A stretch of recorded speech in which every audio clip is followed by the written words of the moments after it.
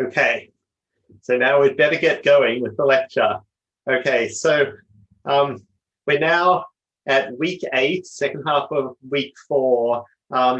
So the agenda today is that I'm first of all going to finish off the last pieces of attention that I didn't talk about last time. But the main topic today is to talk about final projects, and that'll consist of sort of grab bag of different things, of talking about the final projects and finding research topics and finding data and doing research. I'll give a very brief introduction to reading comprehension and question answering, which is our default final project, but we get a whole lecture on that at the beginning of week 6. So this is just to give you a little bit of what it's about, and if you're thinking about doing the default final project. In some sense, this lecture is also a rare chance in this course to pause for breath, because, you know, really we've up until now been having the fire hose going full stream ahead, spraying you with new facts and approaches and algorithms and models and linguistic things. So this is a brief respite from that. So if you have any questions that you've been wondering about for weeks, today's lecture could be a good time to ask them, because after today's lecture in week 5, we'll turn the fire hose right back on, and we'll have a lot of new information about transformers and large pre-trained language models, which have become a huge part of modern neural NLP, as I'll already mention a little bit of later into this class. Okay, so this is where we left things last time, basically. So I'd sort of talk through the rough idea that what we're going to do for this new attention model is that we are going to use the encoder just as before, and then once we're running the decoder, at each time step, we're going to compute a new hidden representation using the same kind of sequence model as we had before. But now we're going to use that hidden representation of the decoder to look back at the encoder, and it's going to then work out effectively some kind of function of similarity between encoder hidden states and decoder hidden states, and based on those, it's going to work out what are called attention scores. And attention scores are actually probability weights as to how much it likes different elements. And based on those attention scores, we're going to compute an attention distribution. So this is our probability distribution. And then based on that, what we do is compute a weighted average of the encoder RNN hidden states weighted by the attention distribution. And so that's going to give us a new attention output vector, which is like the hidden state vector of the decoder, that is an extra hidden vector. And so we're going to use both of them to then generate our next output, which is going to be here, the word pi at the end of the sequence. So let's start off now by doing that with some equations. So Chris, we have... Before you move on, there's a good question here, sorry, which is why is the encoder and decoder both required as opposed to just the same RNN for both? I think yeah. Okay, I'll address that. So well, maybe there are a couple of still possible interpretations to that, but I'll say something about it. So, you know, the basic case that we've been doing here is this case of machine translation, where we've got a source encoder, which is in the source language, and we've got a target decoder, which is in the target language. So since these two sequence models in different languages, it makes sense to have separate sequence models with different RNN parameters for each one. And at that point, it's just a fact about what we want to do with machine translation, which is that, well, we actually want to look back at the source to try and decide what extra words to put into the translation. So it makes sense to attend back from the source to the translation.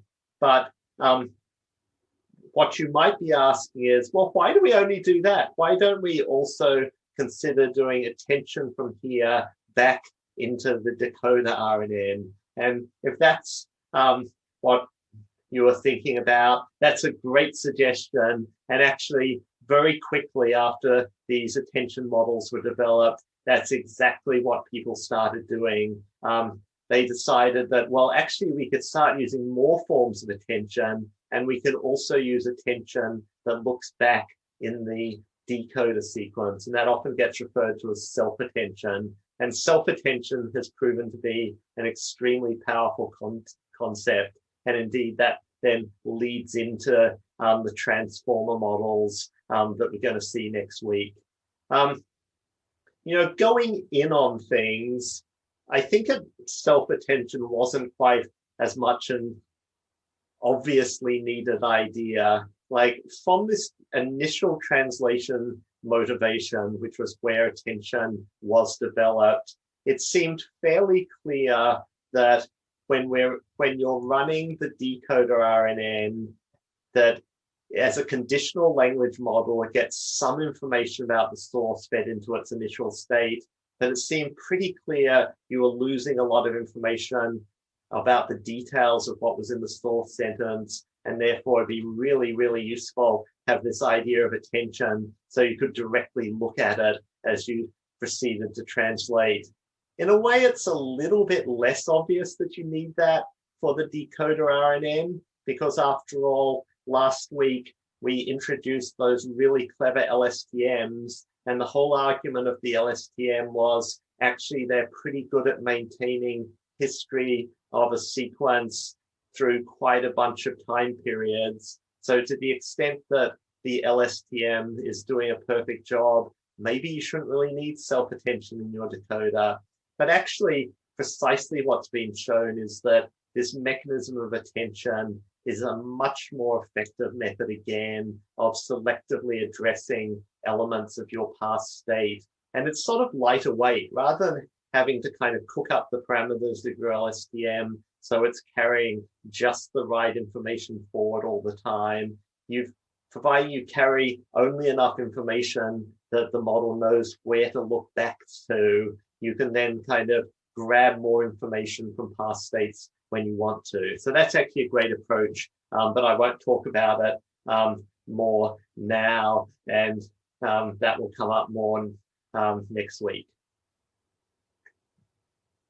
Okay, the equations. Hopefully these won't actually seem difficult. So what we have is we have our encoder hidden states, which are vectors. On time step t, we have a decoder hidden state, which is also a vector of the hidden state dimension. And then what we want to do is get attention scores as to, for st, how much attention it pays to each of the hidden states of the encoder. And the easiest way to do that is just to use dot products between the source and the dot products between the decoder hidden state S and the encoder hidden state H. So these give us a bunch of numbers that might be negative or positive, but they're attention scores. And so, just like we did right from the first lecture with word vectors, we then put those to a softmax distribution, and then we get a probability distribution over the time steps of the encoder. Okay, so now we've got that probability distribution. We can construct a new vector by creating a weighted sum of the encoder hidden states based on these attention distribution probabilities, and that gives us then to make use of that in generating the output. We're going to concatenate the attention output with the decoder hidden state ST. So we've now got something of size 2H, and then we're going to proceed as with a non-attention model. We then put that through another softmax to generate a probability distribution of output words, and then we'd sample a word. And hopefully that's sort of a fairly obvious implementation of what we have here. So we've got our vectors for the encoder and decoder. We're getting dot products of ST with each one. Softmax turns that into a probability. We take the weighted average of the ones in red to get the attention output. We combine that with the ST decoder's hidden state, and then we put it through another softmax, and we can sample pi.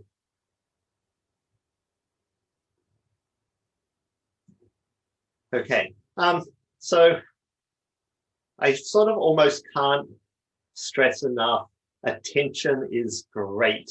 So the very first modern neural machine translation program was done in 2014 at Google by Ilya Sutskever et al. And they had a straightforward encoder-decoder, 2 LSTMs, and by a bunch of tricks of having very deep LSTMs, huge amount of data, huge amount of training, other tricks that I don't want to go into now, they were actually able to get good results by just putting together a straight seek-to-seek neural machine translation system. But very soon after that, in fact, later the same year, a group from Montreal, Dima Bardenau, Kyung-Hoon Cho, and Joshua Bengio introduced a sequence-to-sequence model with attention, and it was just obviously better. So attention significantly improves neural machine translation performance. And that sort of makes sense. That allows the decoder to focus on parts of the source sentence. So I think of it as giving you a much more human-like model of doing machine translation, because you know exactly what a human translator would do is you read the source sentence, you've got an idea of what it's about, you start writing the first couple of words of the translation, and then what you do is, is you look back to see what exactly it said as the sort of modifiers of the noun to translate the next few words. Technically, people think of it as solving the bottleneck problem because attention now allows us full access to the entire source hidden state, and we can get any information that we need. It's not the case that all information has to be encoded in the final hidden state. It also helps with the vanishing gradient problem. So effectively now we have shortcuts back to every hidden state of the encoder. And so therefore there's always a short path for gradient flow, and that greatly mitigates the vanishing gradient problem.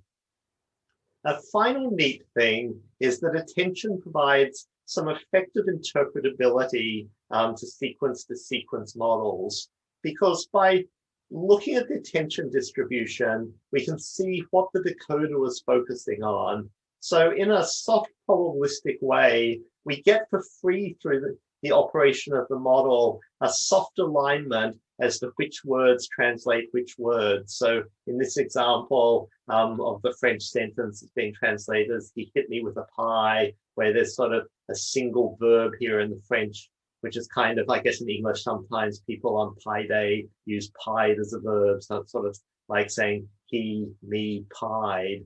That the model, you know, is getting that eel is translated as he, the me is being translated as me, and essentially entate is being translated as hit with a pie. So the amazing thing is, you know, the model was never told about any of these alignments. There was no explicit separate model which was trying to learn these alignments as in earlier statistical phrase-based systems. We just built a sequence-to-sequence model with attention and said, here are a lot of translated sentences, start running backprop and try and get good at use of sentences. And it just learns by itself in deciding where it's best to pay attention, what is a good alignment between the source and the target languages. Okay, so that's the basic idea of attention. I want to go a bit more into the complexity of attention since it's such an important idea that we'll see a lot as we continue now with the course. right? So there are several attention variants, but first of all, what's the common part? So we have some values, some vectors that we're going to be sort of using as our memory, and we have a query vector. So attention always involves that we calculate the attention scores and turn those into a probability distribution with a softmax. And we use the attention distribution to calculate a weighted sum of the elements in our memory, giving us an attention output. So the main place where you immediately see variation in attention is how do you compute these attention scores? And so let's go through some of the ways that that's done. So the simplest, most obvious way to do it is to say, let's just take the dot product between the current hidden state of the decoder and all of the vectors here, the source encoder vectors that we are putting attention over. And, that sort of makes sense, right? This is dot product is our most basic similarity score, but it seems like there's something wrong with this. And that is, it seems wrong for you to want to think that the entirety of the source hidden states and the entirety of the target hidden states is all having information about where to attend to.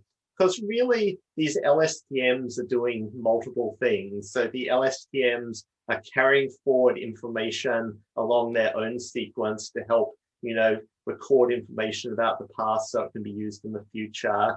They have information in the hidden state to tell you which output you should generate next. And perhaps they're encoding some information that will serve as a kind of a query key for getting out information by attention from the source hidden states. So it seems like probably we only want to use some of the information in them to calculate our attention score. And so that's the kind of approach that was taken very quickly in subsequent work. So the next year, Tang Luong, working with me, explored this idea that's now normally called multiplicative attention. So for multiplicative attention, we put an extra matrix in the middle of our dot product. So this gives us a matrix of learnable parameters. And so effectively inside this matrix, we can learn what parts of S to pay attention to and what parts of H to pay attention to when calculating the similarity and hence the attention score between the source hidden states and the decoder hidden state. So that is a good thing, which in general works much better. But there's perhaps a problem with that, which is, maybe this W matrix has too many parameters, because we've got these two vectors, which in the simplest case are both of the same dimension D, but they don't have to be the same. And, we're now putting in D squared new parameters for the matrix W. And that sort of feels like it's too many because, arguably, it seems like we should only have about 2D parameters, one D saying how much attention to pay to different parts of S and the other one, how much attention to pay to parts of H. There's a reason for more. By having a whole matrix here, you're not only doing the scoring element-wise, right? You can have any element of S being combined with any element of the H vector and see that as a useful part of your similarity score. But there's still a lot of parameters. So a bit after that, people came up with the, well, maybe thing with less parameters. So if you have a matrix W and you'd like it to have less parameters, the obvious linear algebra thing to do is to say, okay, we can model W as U transpose V, where U and V are low-rank skinny matrices. So we can choose some number K for how skinny these matrices are going to be, and they can be K times D matrices. And then we're getting a sort of a reduced rank matrix here. And so we have a lot, we end up with a D by D matrix, but it has a lot less parameters in it. And so people explored that. And, at that point, if you just do a little bit of basic linear algebra, what we have here is exactly the same, the source hidden vector and the decoder hidden vector, and projecting each of them with a low-rank linear projection, and then taking the dot product of the projections. And if you remember this equation here till next Tuesday's lecture, you'll see that that's actually exactly what's happening in transformer models. But none of these were actually the original form of attention that was suggested by Bardenau et al. What Bardenau et al. Suggested is the way we could calculate an attention score is by taking the two vectors, multiplying each by a matrix, adding them, putting them through a tanh function, giving us another vector, which we then dot product with yet another vector, and we get out a weight. So in the literature that compares attention variance, this one is normally referred to as additive attention. I've always thought that that's a really lousy name, or at least it's never made sense to me. Because really what you're doing here is that you're using a neural net layer to calculate an attention score, right? This looks just like the kind of neural net layers that we use when we wanted to calculate scores, such as when we were doing simple sort of feed-forward networks at the beginning and we wanted to calculate scores. Okay, in assignment 4, which you should look at really soon if you haven't looked at it yet, actually one of the things in the written problems of assignment 4 is thinking about these different attention variants. Okay, yeah, so I've only presented this idea of attention as something good for machine translation to use between the source and the target sequence models, except for that when I try to answer the question. But really, this is a general deep learning technique, right? So it's not only great for that application, you can use it in many architectures, not just sequence to sequence, and you can use it for many tasks, not just for machine translation. So anytime that you have a bunch of vector values and you have some other vector that you can regard as a query, attention is a technique to compute a value from them, that you can have the query attend to the values. And so, once you think about it like that, you can think about attention as a kind of memory access mechanism, that the weighted sum that attention calculates gives you a kind of selective summary of some of the information contained in the values, and the query tells you which values to pay attention to. So on the one hand, you could say this is a good general technique anytime you have a whole bunch of vectors and you want to just get one vector out. Well, the dumbest thing you can do is just average them all, or do max pooling, take the element-wise max of each element. But this gives you a much more flexible way to combine them together to a single vector. And so you can think of it as actually giving us an operation that's sort of much more like a conventional computer and its memory access. So the values we can think of as like our RAM, and have here like an associative memory, right? We have a query vector, and the query vector acts as a sort of associative memory pointer that says how much weight to put on different parts of RAM, and then we sort of proportionally retrieve those bits of RAM to get a new value. Another cool thing about attention that I'll just mention here is that attention is actually a genuinely new deep learning idea from the last decade, middle of the last decade. there's sort of a slightly depressing fact about deep learning that a lot of what's been done in deep learning in recent years wasn't actually new ideas. There were ideas that were developed in the 80s and 90s. It's just people weren't able to get much use of them then because their computers were too small and the amount of data they had was too small, and they were sort of reinvented in the not reinvented, but they were given new life in the 2010s, where attention is a genuinely new idea from the 2010s, and we'll see sort of next week how it sort of then turns into this huge idea that transforms NLP. Okay. So that's all I wanted to say about attention. And now I want to get on and go and talk about final projects and all the stuff about that. So am I good to start on to other stuff? Yes. Yeah, okay. So this is a quick reminder so you don't forget, this is our coursework. So you're right in the middle or past halfway almost of going through the assignments, and they're worth about half the grade, but the other half of the grade comes from the final project, which I'm going to talk about today, and that gets split up. So there's a project proposal which we've handed out instructions for today that's worth 5%. There's a milestone that's worth 5% in the middle, and there's a report at the end, which is the big part, which is worth 30%.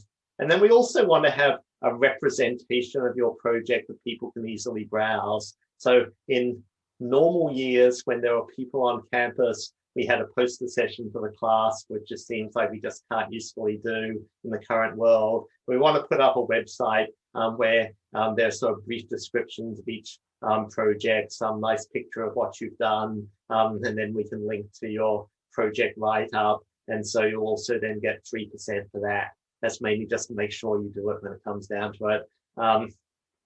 Right. And yeah, so I should just mention again as we go along, the honor code, that's important also for the final projects. So just to be clear on that. So for the final projects, in a lot of cases, you're going to use a lot of stuff that already exists, that you may well be using some model that you can just download from the GitHub repository or similar places. You may well be taking various ideas. You know, it's fine for the final project to use any amount of existing stuff, but you have to make sure that you acknowledge what you're using and document it.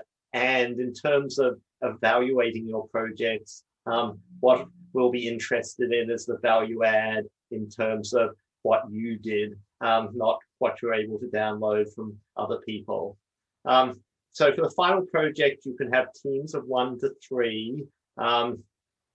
In almost every case, every member of the team gets the same score, but we do ask for a brief statement of the work done by each teammate. And if it's clear that there was sort of some egregious imbalance in sort of 1 in 100 cases, we do something about that.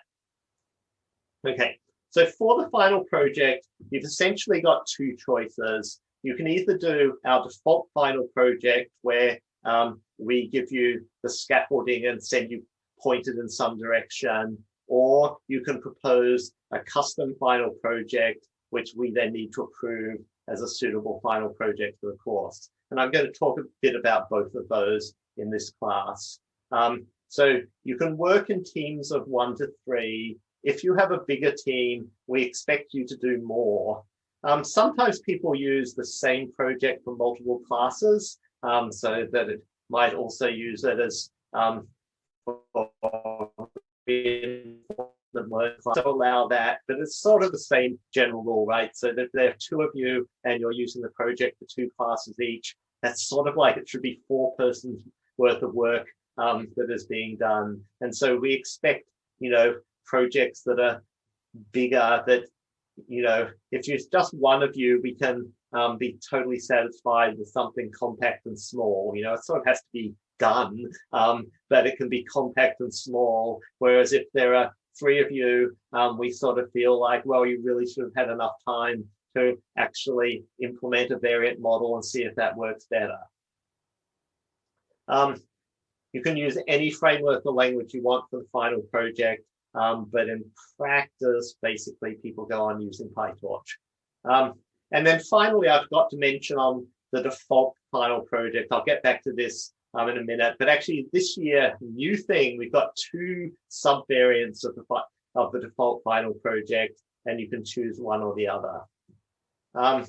So for custom final projects, I'm really happy to talk to people about final projects, but there's this problem, and you're encouraged to sign up for an office hours slot, but there's this problem that there's only one of me. So also encourage you to talk to the TAs about final projects. Many of the TAs have experience for all sorts of things, and we've tried to sort of summarize some of what they have experience with on the office hours page. So look at that and try and get some ideas of who might be good to talk about. So for the final projects, we make sure everyone has some kind of mentor, and the mentor can either be TA or instructor in this class, or it could be somebody else. And for the somebody else option, well, you know, if there's someone you know at Stanford and there's some cool project they have, you know, whatever it is, if it's something, you know, in the political science of understanding documents, or in the med school doing something, you can have them as your mentor. Or we then also collected some projects from people in the Stanford NLP group and community, and we're going to be distributing a list of those. So you can try and sort of sign up to be doing one of those projects, and they can be a mentor. So in that case, the other person we expect to be the mentor that's keeping an eye on your project and telling you to do something sort of sensible, but it's one of the TAs in the class who will be grading your various pieces of work for the class. Okay, so these are the details of the 2 default final projects, and the handouts for them. There are about sort of 10 or so page handouts for each one, are out on the web now. So there are both of them involve question answering, which I'll mention a bit at the end.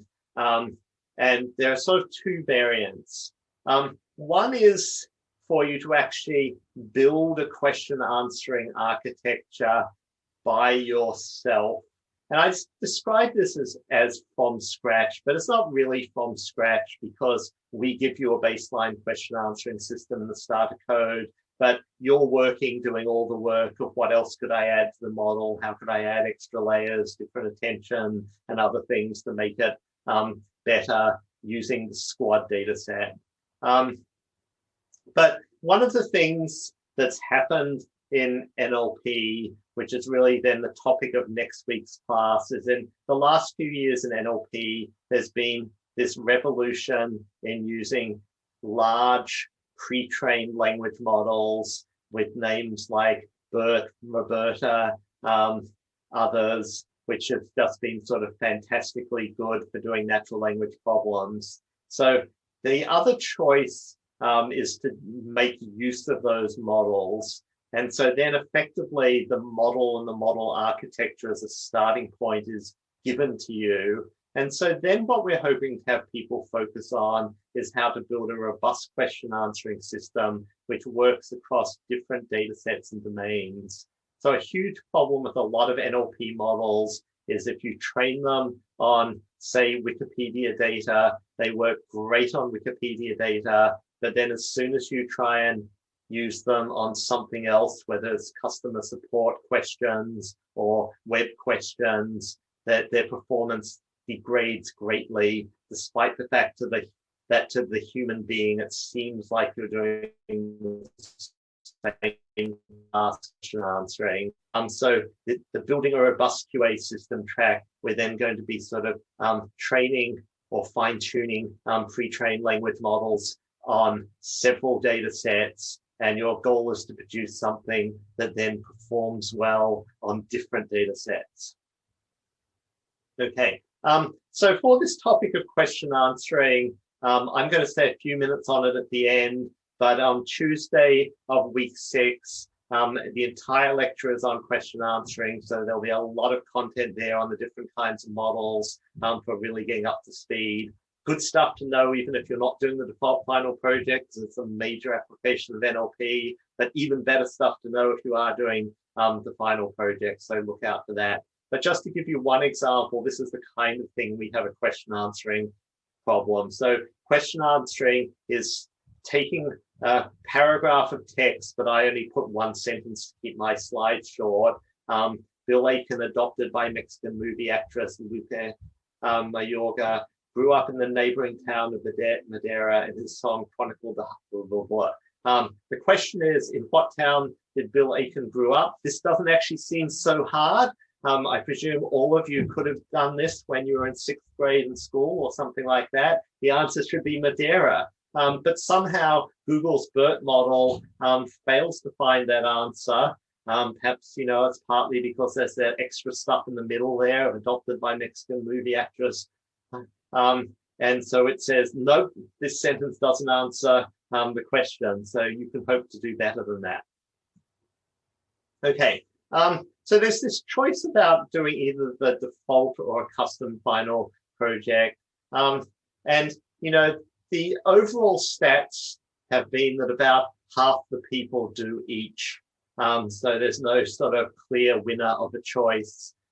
In terms of thinking about what you should choose, I think the default final project is great if you have limited experience with doing research. If you don't have any clear idea of what you would want to do as a custom final project, if you think it'd be good to have guidance and a clear goal to work towards. Indeed, we give you a leaderboard so you can compete against the other people doing the default final project.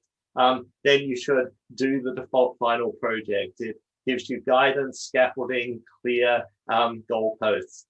And in particular, just to sort of try and give a sharper edge to this, the fact of the matter is every year there are a few people who do a custom final project, and when we're grading them, we look at this custom final project and we say, this just looks pretty lame compared to what people are doing in the default final project. And that's a bad state to be in, right? If you're doing the custom final project, you want to have a sort of a clear thing that you've thought out that is interesting, so it'll seem as or more interesting than the default final project. And if you don't think you've got such a thing, you're actually better off doing the default final project. Why should you do the custom final project? Well, if you have some research project, possibly something you've already been working on, or at any rate, something that you think, oh, this would be great to do, which there are 2 requirements for our project. It has to substantively involve human language, and it has to substantively involve neural networks. So that doesn't mean it has to be fully about those. If you want to do a language and vision project, that's fine. Or if you want to compare neural networks versus other machine learning methods on some problem, that's fine. But you do have to, in your project, substantively use both of those things. So if you'd like to sort of design your own thing and come up with something different on your own, or just you don't like question answering, or if you basically want more experience of going through the whole process of trying to find a good research goal, finding data and tools to explore it, working it out on your own, then doing the custom final project is a great choice. Okay. Either way, the steps that you go through are the following. So the first thing, which you've gone to a Feb 16 for, is to write a project proposal, which is 3 to 4 pages. So, some of the details vary on the kind of project. So you need to decide on the research topic for your project, which is kind of easy if you're doing default final project. It's either A or B. But we then want you to choose one research paper that's relevant to your final project, read it, and then learn some stuff from it that you can write about. And we want you to write about what your plan is as to what you're going to do about the final project. And that will include describing things as needed, such as the data and the evaluation. And again, this is especially important for custom final projects. Might be kind of obvious if you're doing a default final project.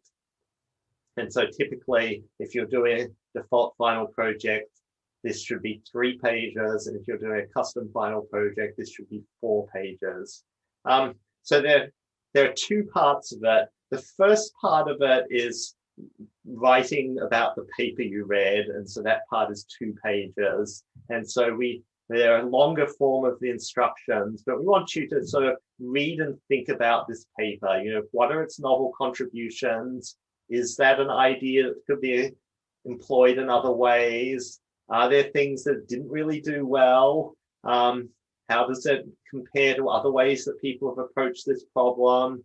Does it sort of suggest, even though it did things one way, does it actually suggest ideas that really could do things a different way that might even be better? And so we want you to write this 2-page paper summary, which we will grade. And effectively, we're going to grade that on how good a job you do at thinking about analyzing and having critical comments on this paper.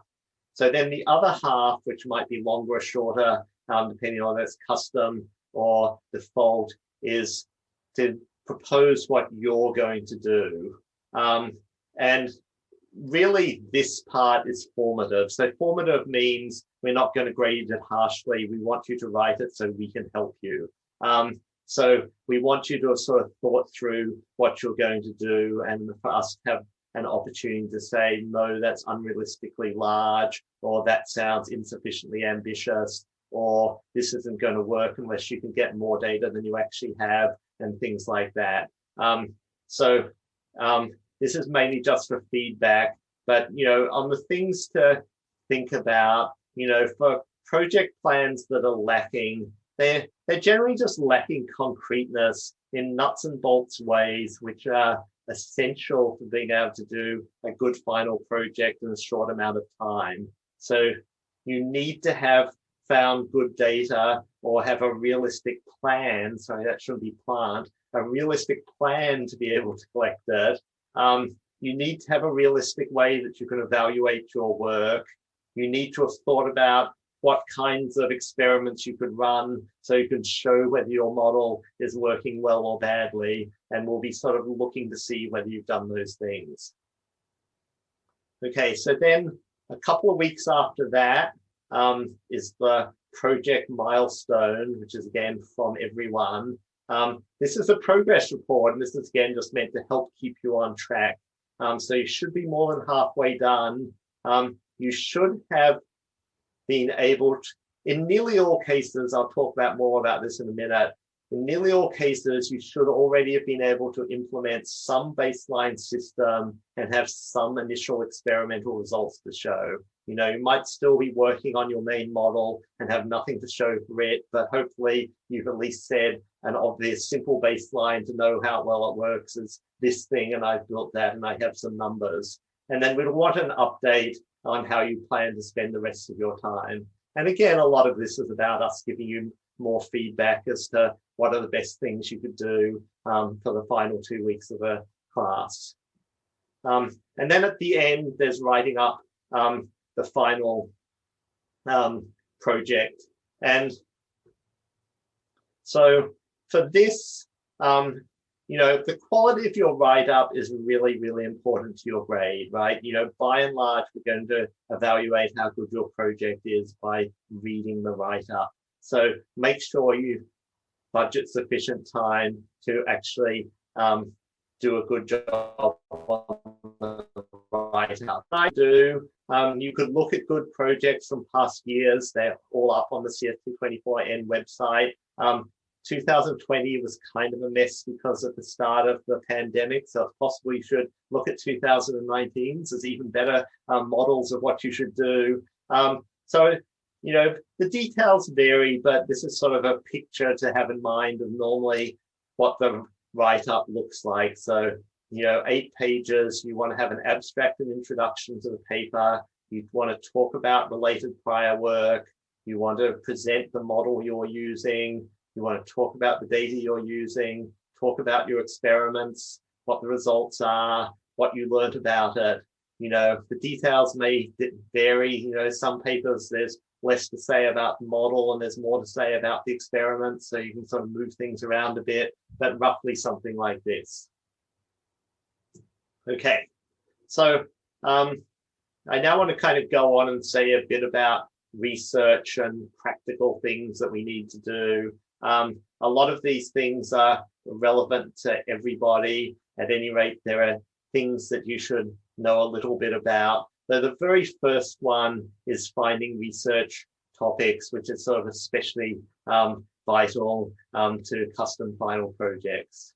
Yeah, so really for all of science, there's sort of only 2 ways that you can have a research project. That one way is doing domain science, where you start with a problem of interest in the domain, such as how can I build a decent Cherokee to English machine translation system, and you work on finding ways to be able to do it better than people currently know how to do, or to understand the problem better than people currently understand it. And the other way is to take a methodological approach, where you start off with some method or approach of interest, and then you work out good ways to extend or improve it, or new ways to apply it. And so basically you're doing one of those. So there are effectively different kinds of projects you can do.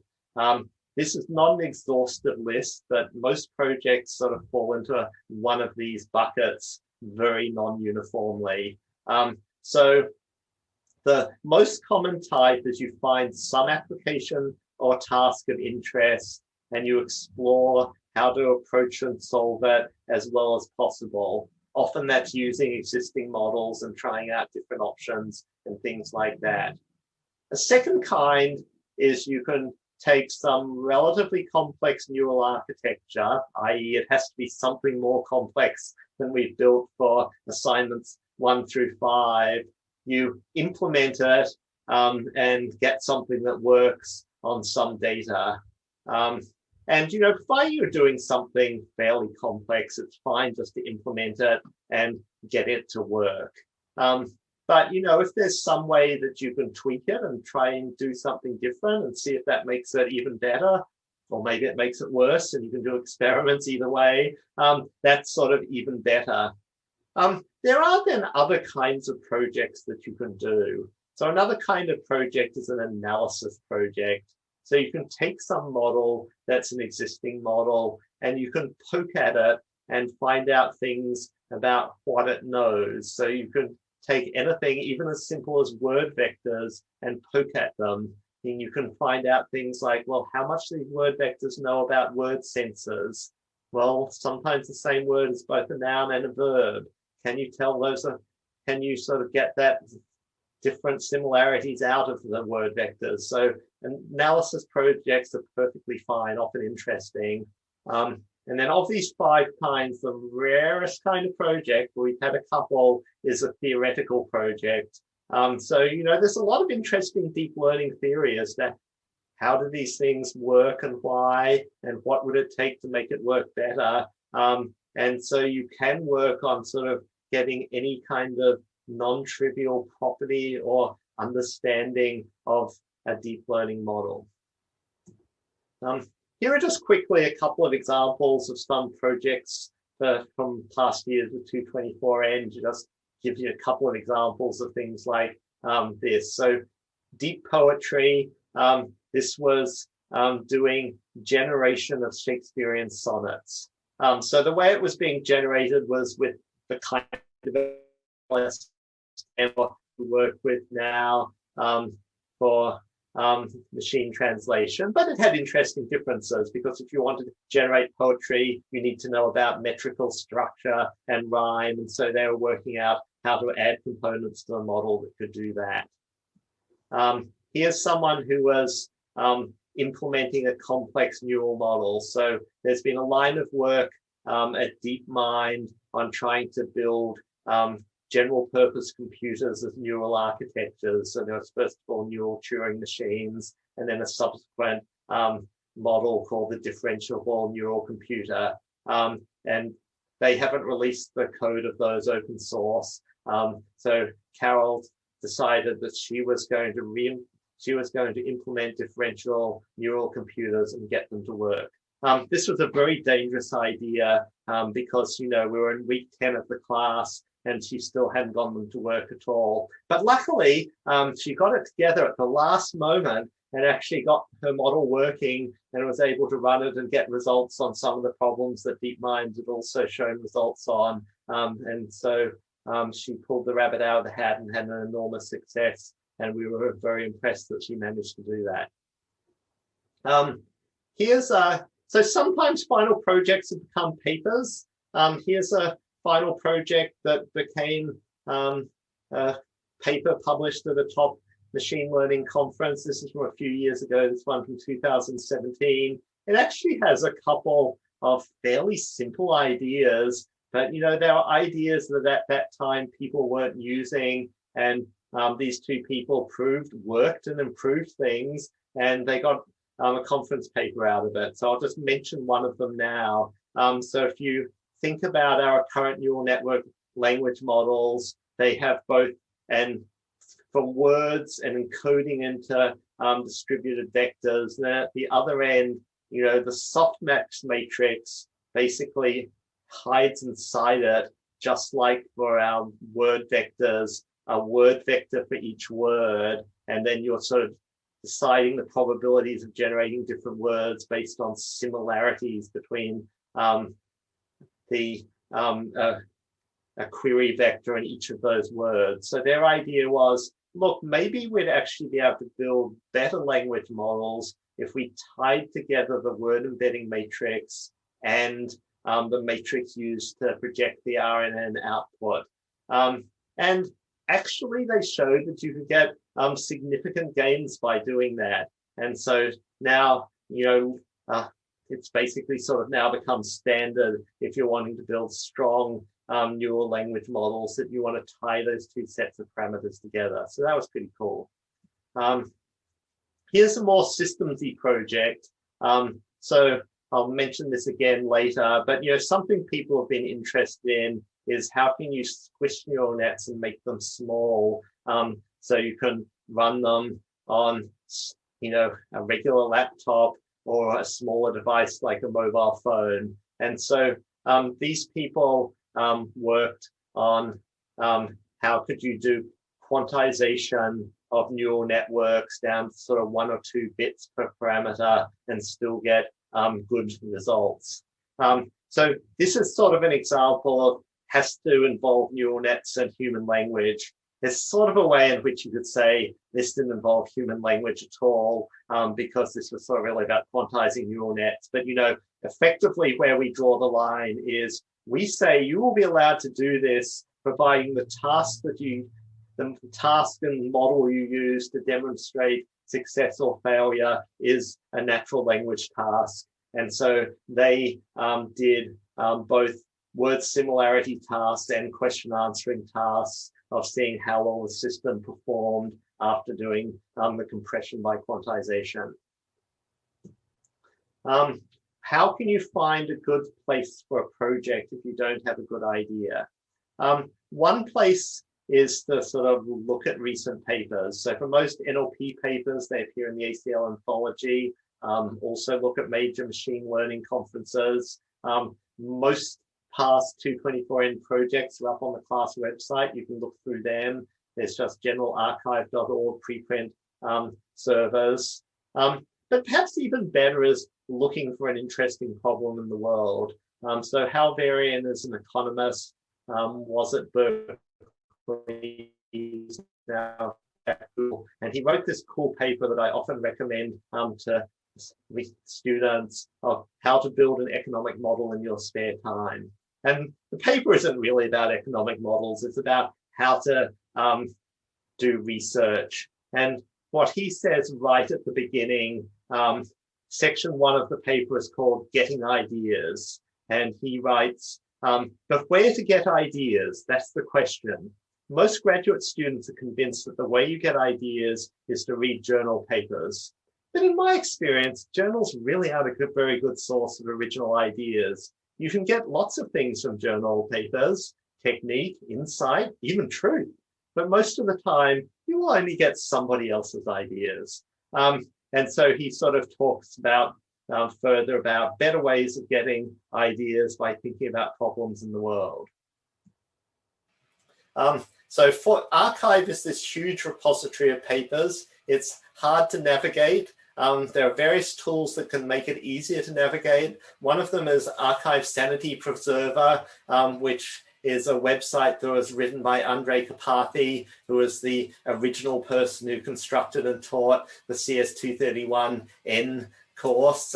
Still a good thing to use. There are lots of leaderboards for different tasks in NLP.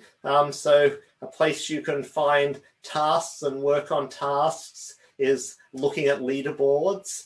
So Papers with Code and NLP Progress are two good general sources of leaderboards. There are also then lots of more specialized ones for particular tasks.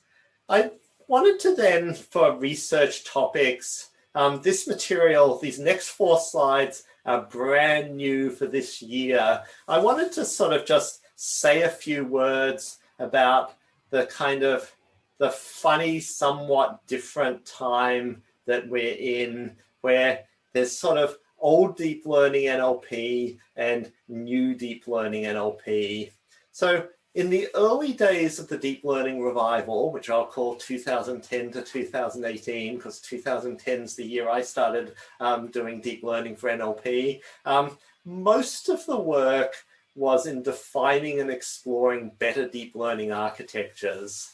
So the typical paper was, I can improve a summarization system, but not only using the kind of attention I just explained, but I could add an extra kind of attention, which I'll use as a copying mechanism. So I'll do additional attention calculations to work out source words, which I could copy verbatim to the output rather than having to regenerate them through the standard kind of softmax. That's just one example of a millions, but you are changing the architecture of the model and make things better. That's what a lot of good CS224N projects did too. And in particular, for one branch of the default final project, the one where you start with the baseline squad question answering system and work out ways to make it better by adding more neural architecture, it's essentially doing this. But actually, if you look out in the research world of the last couple of years, the sad truth is that approach is dead. Well, it's not actually dead. I mean, that's too strong, but that's now much more difficult and rarer to do. If you look at the sort of last 3 years of NLP, and this is true both for people who are implementing production NLP systems at companies and for people who are doing research in NLP, that most work is more like this. There are these enormously good, big pre-trained language models, BERT, GPT-2, Roberta, XLNet, T5. They exist on the web and you can download them with one Python command, and they give you a great basis for doing most NLP tasks. We'll learn all about them next week. So you're not actually starting from scratch, defining your own model architecture and playing with variants. You're saying, I'm going to be using Roberta. And it's like further fine-tuning it for your task, doing domain adaptation, and things like that. So, this is sort of very quickly for 2021 NLP, for all of your practical projects and industry needs, this is basically the formula which you should probably use. there's this enormously great library by the company Hugging Face. You install it, pip install transformers, and then that gives you a great implementation of the transformers we learn about next week. And then effectively what you're doing is something like my code below.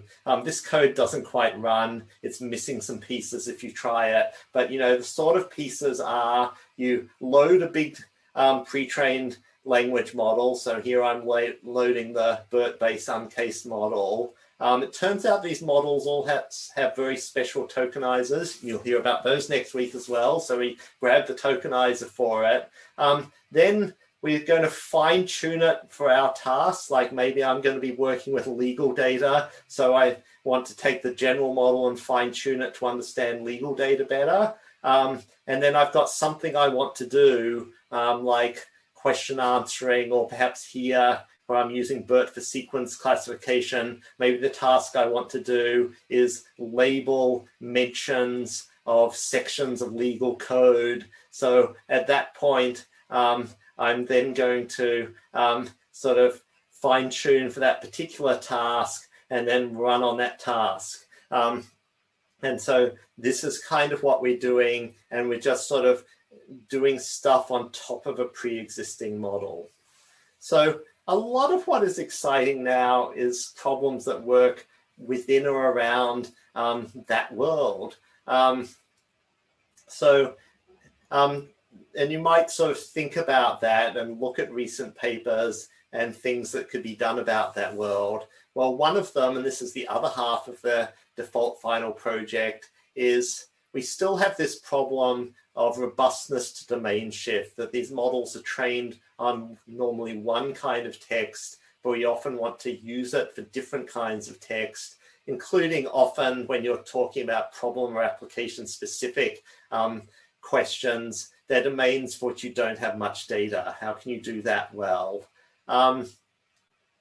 If you've got one of these big models, well, in some sense they're good, but are they actually, you know, robust, that they work for all of the different things in the space you'd like them to work on? So you're not only interested in basic accuracy, but robustness. So this robustness gym was a very recently announced project by a PhD student at Stanford, Karen Girl. It's actually testing the robustness of NLP models, and they've got some stuff built into it, but there's lots of stuff that isn't built into it. If someone would like to sort of choose some NLP problem, whether it's dependency parsing or something else like summarization, and build out robustness tests for it, that could be kind of interesting to do.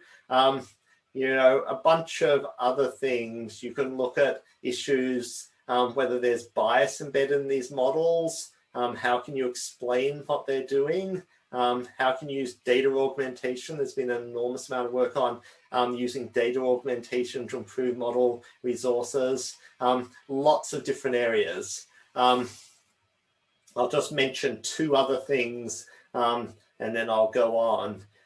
So there's been a ton of work on scaling models up and down. So these big pre-trained language models are already big. So the fact of the matter is it's just not possible for the time and resources that you have in 224N to be thinking, I'm going to be building by myself big pre-trained models. All you can do is use ones that already exist. But, you know, on the other hand, people are actually interested in, can you build very small models that still work pretty well? And, you know, there are lots of examples, but actually one that was done recently for question answering was that there was a bake-off competition at the last Neurops, which was called Efficient QA. And one of the divisions of this bake-off was, can you build a performant question answering system that will run in 500 memory? And well, you know, that's actually a reasonable thing that you could attempt for a final project. Another thing people have been very interested in is wanting to explore more advanced learning capabilities in neural networks, ideas like compositionality, systematic generalization, fast learning, such as meta-learning work. And a lot of the time, people have investigated these in small domains. So here's a couple of examples that you go look at, Baby AI and GScan. So those could be kind of interesting places you could look for a final project. Okay, other stuff to know quickly. Probably I can't quite go through all of these slides, and some of them you could just take home and look at. You need data. We actually love it if people feel like they can collect their own data, and sometimes there are good ways to collect your own data. But the reality is a lot of the time, the easiest way to get a fast start on a final project when you only have a few weeks is to make use of an existing data set. And there are lots of pre-existing data sets. So there's data from the Linguistic Data Consortium, which is licensed data. We have licenses at Stanford. You can look through their catalog and find all the things they have. There are websites that have lots of data. So if you want to do machine translation tasks, you can find lots of machine translation data on this website. Dependency parsing, if you're keen on assignment 3, lots of data on the Universal Dependencies website. There are now several websites that are collecting a lot of data sets. So Hugging Face has also just recently actually announced Hugging Face data sets, which is sort of an index of data sets. And the Papers with Code people also have Papers with Code data sets. So you can look at those. There are many more. Here's just a quick summary of thinking about a research project. So, this is just one example, right? But suppose you think summarization. So that's sort of going from a longer piece of text to a short summary of it. So, what you have to do, you need to, find the data set, and well, probably the easiest thing to do is to sort of use an existing text summarization data set. You can find several online, but this is where you can think of interesting ways to create your own data. So something that you might have noticed if you look at Twitter is that journalists often promote their own stories or their newspaper or TV station does by putting out a tweet. And so that's sort of like found data, which is sort of self-summaries. Could you collect some of those and try and learn to generate tweets for a news story?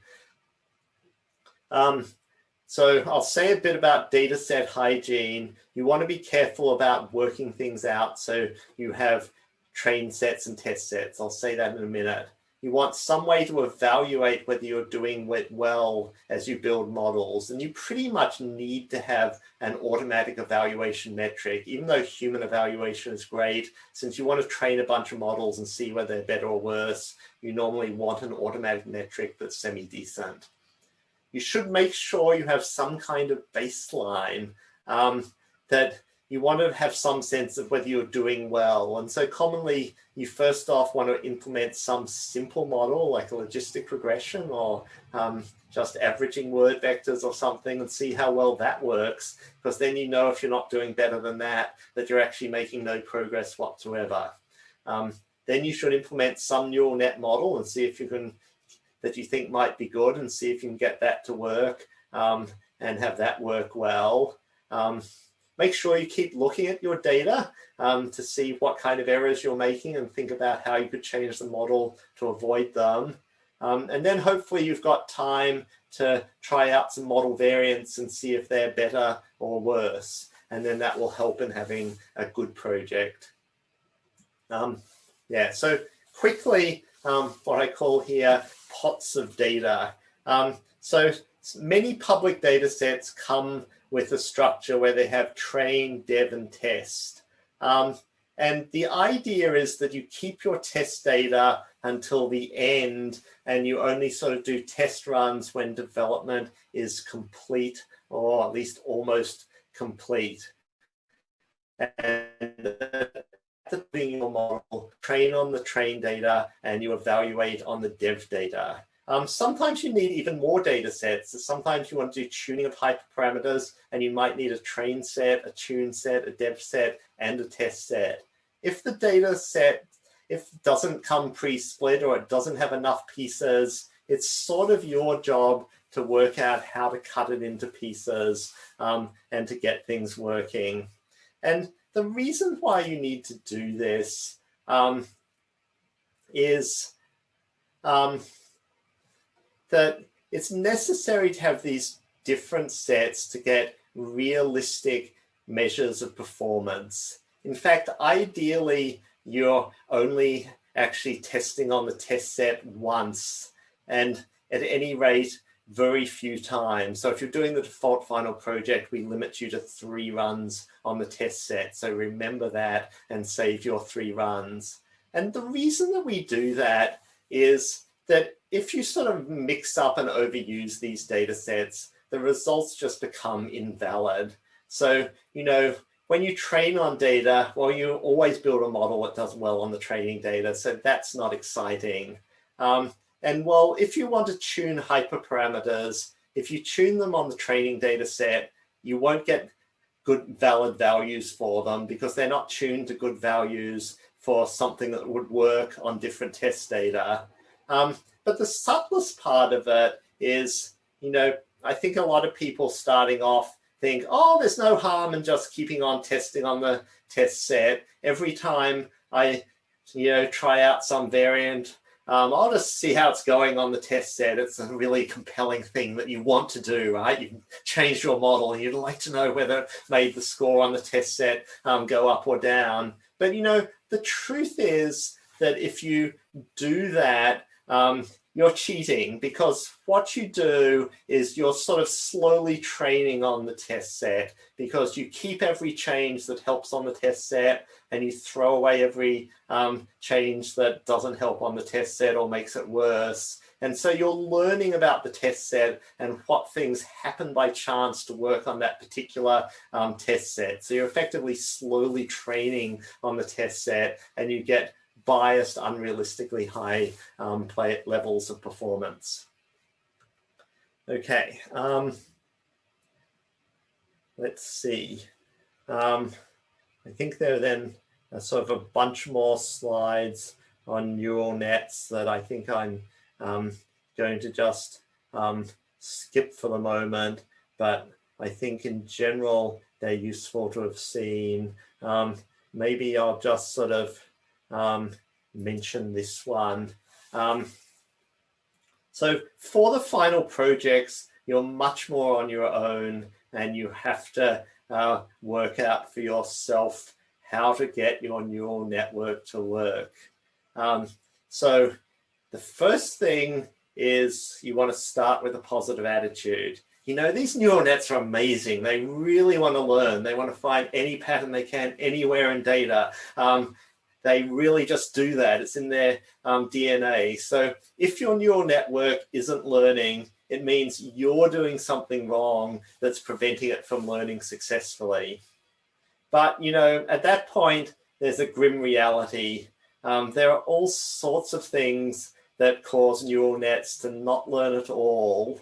Or the more common case, actually, is they sort of learn a bit, but they don't learn very well. You know, there are bugs in the code, you're dividing through by the wrong thing, you're missing some connections in your network, so no information is flowing from one place to another place. You're calculating the gradients wrong in some layer. There are all sorts of things that can go wrong. So you need to then work out how to find and fix them.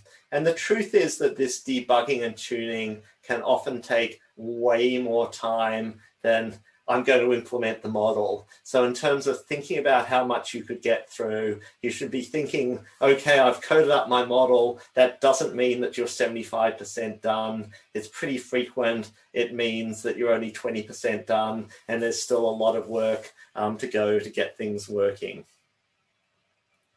Okay, so for the last minutes, I just want to say a few minutes about the problem of the final project, so I've got some idea about what this is about as an NLP problem.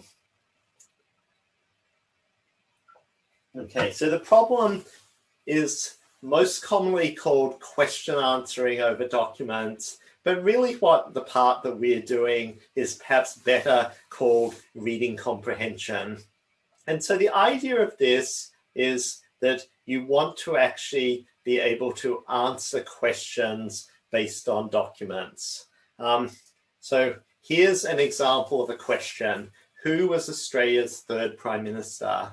And once upon a time, if you typed a question into Google, all you got was web search, and it returned to you a list of pages with the implied promise that some of the ones ranked near the top probably had the answer to the question. But if you do this now, it gives you back an answer. And so here's the answer, John Christian Watson. And the important thing to realize is that this kind of featured snippet, Google has 101 or maybe 1,001 different pieces inside it. But, this featured snippet isn't coming from the Google Knowledge Graph, structured data. It's coming straight from a web page where some part of the Google search system has actually read this web page and decided what the answer is. So for this kind of system, the most straightforward way to do it is you have two parts. First, you have a web search system that finds the page that probably has the answer. And then you have a reading comprehension system that actually looks inside the text and works to extract the answer. And so it's looked through this piece of text, and this sentence says, was an Australian politician who served as the third Prime Minister of Australia. That's what I'm asking for, and slightly different wording, Australia's third Prime Minister. This answers the question, and so it correctly says that the answer is John Christian Watson. And so what we want to build in the default final project is systems that do that second part, that given a piece of text and a question, they can give the answer. And so the general motivation for why this is important is once we have massive full text document collections that, simply with saying, here's a list of maybe relevant documents is of limited use, that we'd really much prefer to get answers to our questions. And, that's true in general, but, it's especially true if you're using your phone to try and look for information rather than sitting in front of a 27-inch monitor. It's especially true if you're using a virtual assistant device like Alexa or Google Assistant.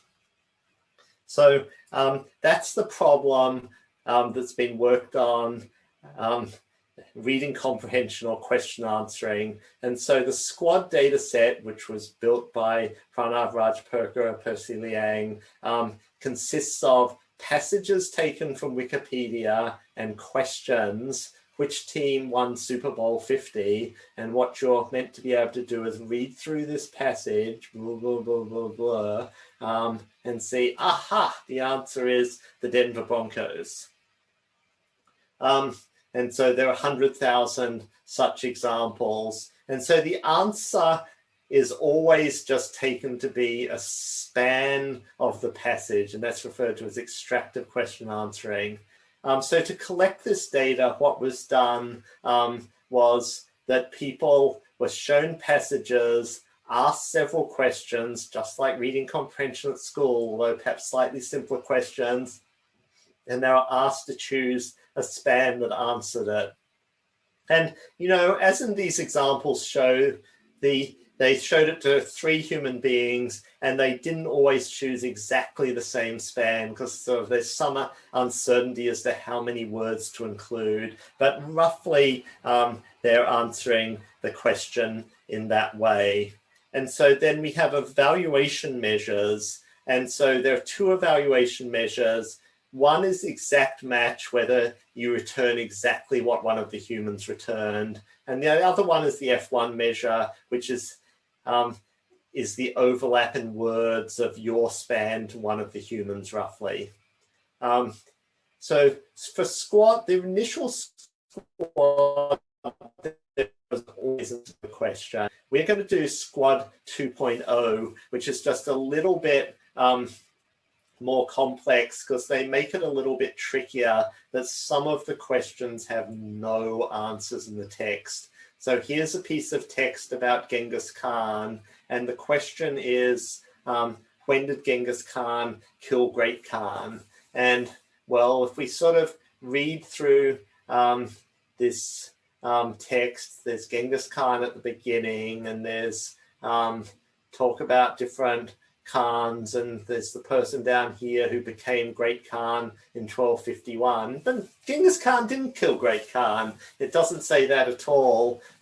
But, you know, actually, here's Microsoft NLNet, which is another strong question answering system. And if you ask it this question, it says 1234. So the reality is that a lot of these models have effectively heuristically behave like, okay, well, this is asking for a year. Let me look for a year in this passage, this near discussion of Genghis Khan, and maybe weakening is somehow similar to killing. I'm going to guess 1234, and that's sort of the wrong thing to have done here. So this is a good reliability test for question answering models. So that's an interesting add-on problem to look at.